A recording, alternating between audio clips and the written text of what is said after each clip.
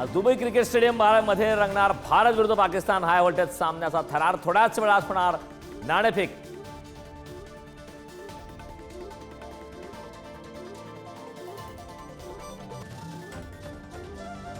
काँग्रेसचे माजी आमदार रवींद्र धंगेकर शिवसेनेच्या वाटेवर असल्याच्या चर्चा कार्यकर्त्यांशी बोलून निर्णय घेणार असल्याची धंगेकरांची प्रतिक्रिया।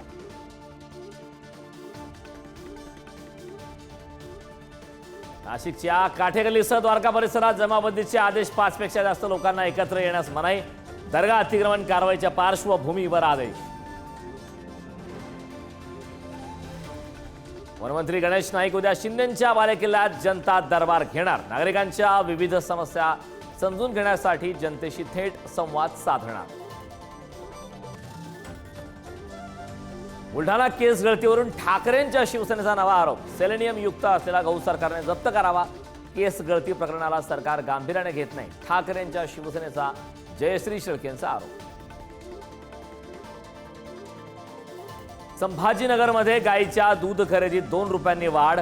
जिल्हा दूध उत्पादक संघाचा निर्णय, तत्काळ अंमलबजावणीलाही सुरुवात। ऐन उन्हाळ्यात मराठवाड्याचा पाणी प्रश्न तापणार।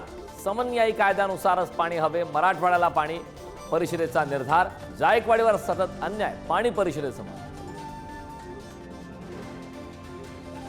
प्रयागराजमध्ये शेवटच्या अमृत स्नानासाठी महाकुंभात भाविकांची महागर्दी। आतापर्यंत 60 कोटी भाविकांनी केलं कुंभमेळ्यात स्नान।